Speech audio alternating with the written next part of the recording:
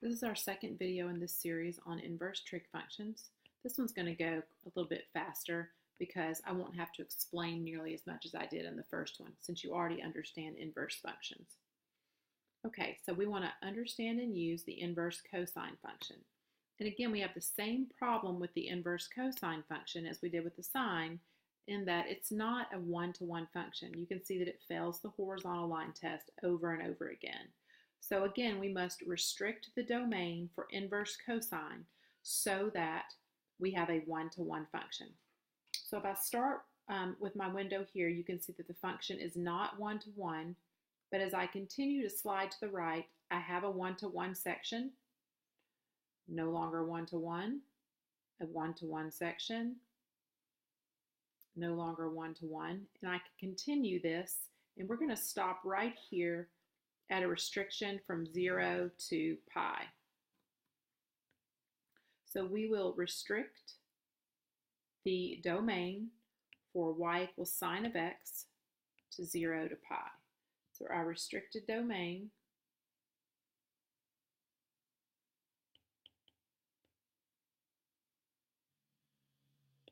is 0 to pi.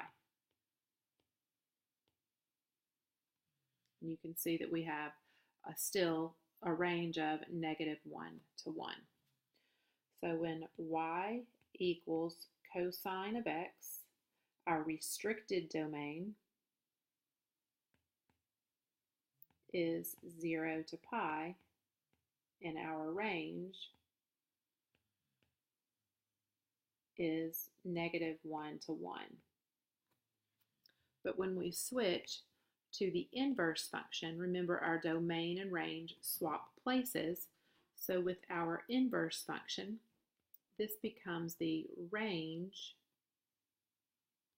of y equals inverse cosine of x, and -1 to 1 becomes the domain of y equals inverse cosine of x. Okay, so let's put this on a graph and graph inverse cosine. So our domain, which has turned into our range, is 0 to pi along the y-axis. And our range, which has become our domain, is -1 to 1. So we have the first ordered pair on the original function is 0, 1. So over 0, up 1. But in this case, we will go over 1, up 0. So there's our first point on the inverse. Our next point that we'll use is right pi over 2, up 0. And in this case, we will invert that and go right 0, up pi over 2. If you want to label that as pi over 2, that'd be a great idea. And then our third point is right pi, down 1. So in this case, we'll go left 1 and up pi. And now you can see that cosine from 0 to pi over 2 is concave down. So from 0 to pi over 2, this will be concave up. And then you can see from pi over 2 to pi, it's concave up. So that section on the inverse will be concave down. Let's again put that on the unit circle.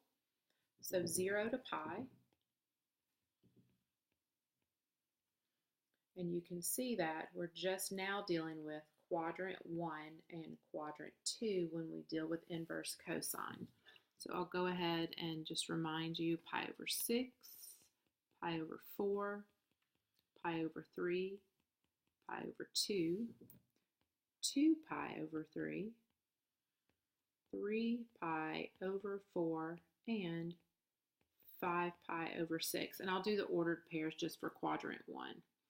So 1, 0, root 3 over 2 half, root 2 over 2 twice, 1 half, root 2 over 2,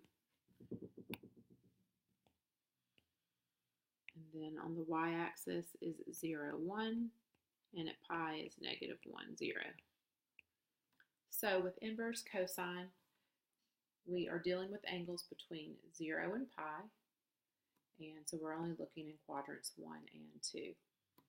Remember that if the original function is y equals cosine x, where y is the adjacent over hypotenuse and x is theta, then for the inverse function,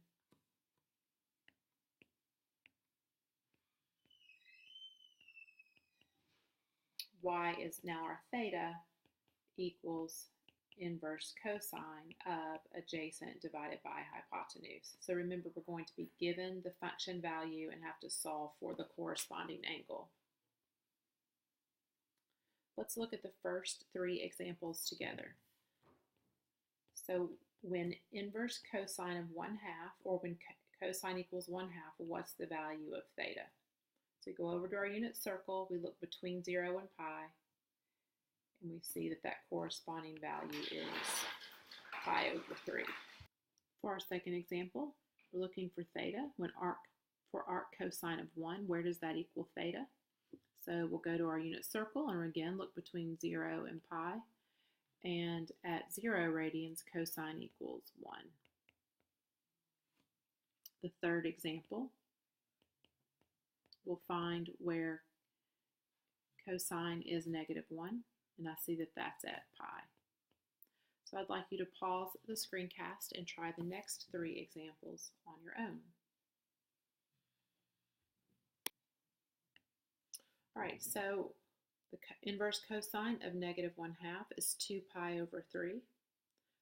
I would go to the second quadrant because inverse cosine of -1/2, that value is negative. And in the second quadrant, we equal -1/2 or 1/2 at a 60-degree angle. The fifth example, theta is undefined. Again, you cannot have a leg longer than the hypotenuse. And lastly, inverse cosine of 0 is equal to pi over 2. So if you go back to the unit circle, cosine equals 0 at pi over 2.